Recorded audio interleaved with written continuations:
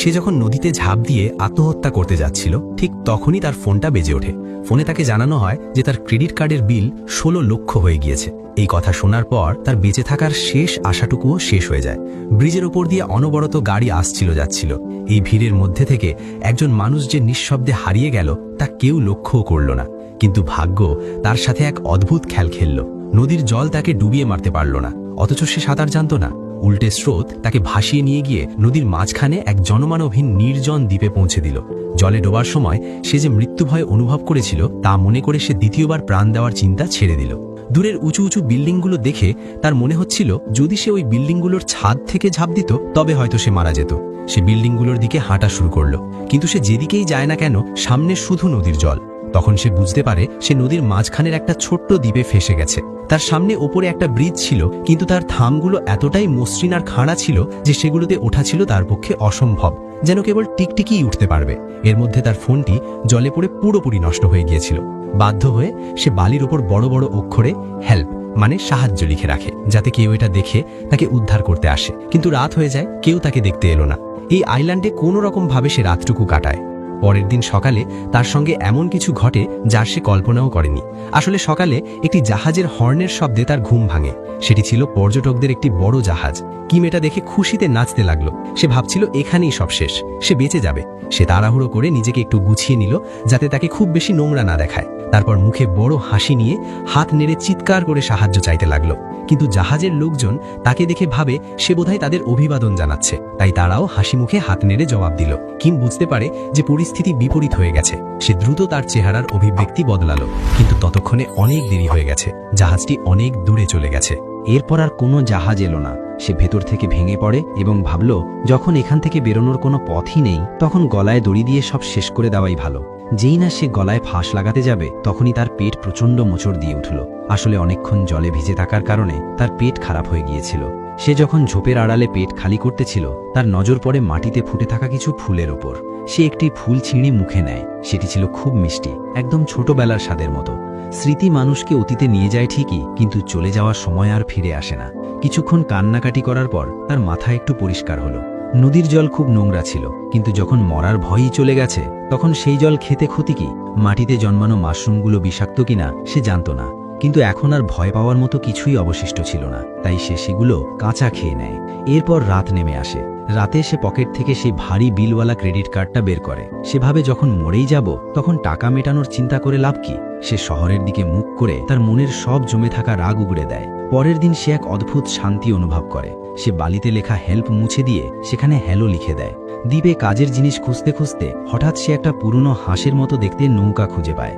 যে মানুষটি সারা জীবন নিজের একটা বাড়ি কিনতে পারেনি, আজ তার কাছে নিজের আস্ত একটা বাড়ি ছিল। টানা কয়েকদিন মাশরুম খেয়ে খেয়ে সে ক্লান্ত হয়ে পড়েছিল, তাই সে ঠিক করে এবার কিছু ননভেজ খাওয়া যাক। সেখানে পড়ে থাকা কিছু পুরনো বস্তা দিয়ে সে মাছ ধরার জাল তৈরি করে। কিম বহুবার মাছ ধরার চেষ্টা করে, কিন্তু একটা মাছও তার জালে ধরা পড়ে না। এরপর সে ভাবল বর্ষা বা তীরের মতো কিছু দিয়ে মাছ শিকার করবে। সে সজোরে আঘাত করে, কিন্তু মাছ তো ধরা পড়লই না, উল্টে সেই ধারালো অস্ত্রটা তার নিজের পায়ের ঠিক পাশেই বালিতে গেঁথে দেয়। অল্পের জন্য সে পঙ্গু হওয়া থেকে বেঁচে যায়।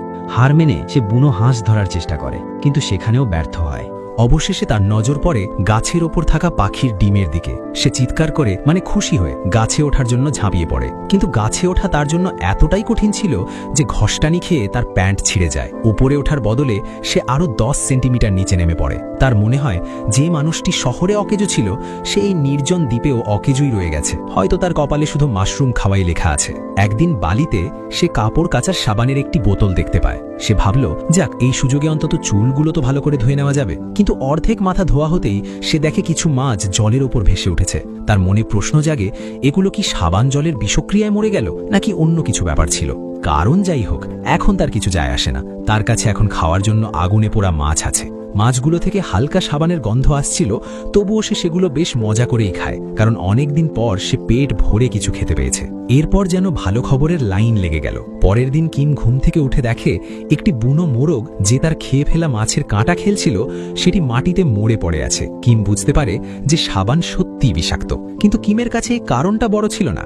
বড় ছিল তার সামনে পড়ে থাকা রোস্টেড চিকেনে একটা বড় কামড় দিতেই সে অনুভব করে যে এই দ্বীপে জীবন একঘেয়ে মনে হলেও এই একঘেয়েমির মাঝে এক অদ্ভুত শান্তি লুকিয়ে আছে।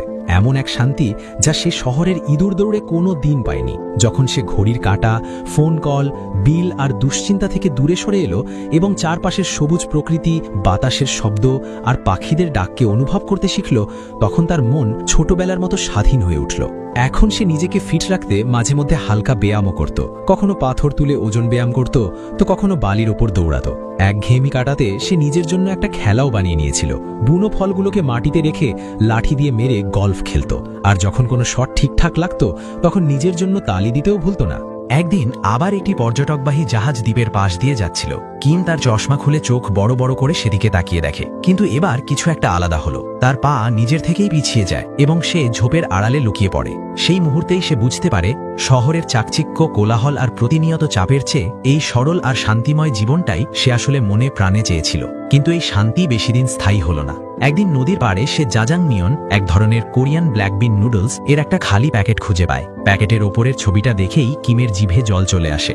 আশ্চর্যের বিষয় হলো, প্যাকেটের ভেতরে মশলার একটা ছোট প্যাকেট তখনও অক্ষত ছিল।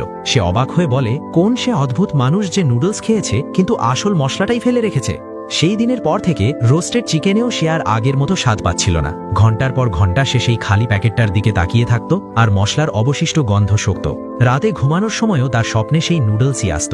কখনো সে দেখত সে ধোয়া ওঠা গরম গরম নুডলস খাচ্ছে, আবার কখনো দেখত শুধু নুডলসের বাটিটা হাতে নিয়ে সে বসে আছে। পরের দিন সে মনে মনে প্রতিজ্ঞা করে যে এই দ্বীপেই সে নুডলস বানিয়ে দেখাবে। সে বিভিন্ন ধরনের ঘাস, শিকড় আর পাতা জোগাড় করে। তারপর সেগুলো পাথর দিয়ে পিষে জলে মিশিয়ে আটা মাখার মতো চেষ্টা করে। কিন্তু প্রতিবারই কিছু না কিছু ভুল হয়ে যেত। কখনো মিশ্রণটা খুব পাতলা হয়ে যেত, আবার এত শক্ত হতো যে নাড়ানোই যেত না। প্রতিদিন প্রতি রাত তার মাথায় শুধু ওই খাবারের চিন্তাই ঘুরত। ক্ষুধার জ্বালায় তার মুখ থেকে লালা ঝরত। একবার তার মনে হয়েছিল যে শুধু মশলাটাই চেটে খেয়ে নেবে, কিন্তু সে নিজেকে সামলে নিল। সে এভাবে হার মানার পাত্র নয়, তার চাই আস্ত এক বাটি নুডলস। একদিন সে স্বপ্নে নুডলস খাচ্ছিল, এমন সময় নৌকার ছাদে পাথর পড়ার মতো বিকট শব্দে তার ঘুম ভেঙে যায়। ওপরে তাকিয়ে দেখে পুরো ছাদ পাখির বিষ্ঠায় পটিতে ভরে গেছে। এটা দেখে তার মাথায় একটা বুদ্ধি আসে। পাখিরা তো এদিক সেদিক থেকে শস্য দানা আর বীজ খায়। যদি কোনো পাখির পেট খারাপ হয়ে থাকে, তবে তার পেটের মধ্যে থাকা বীজ নিশ্চয়ই অক্ষত থাকবে।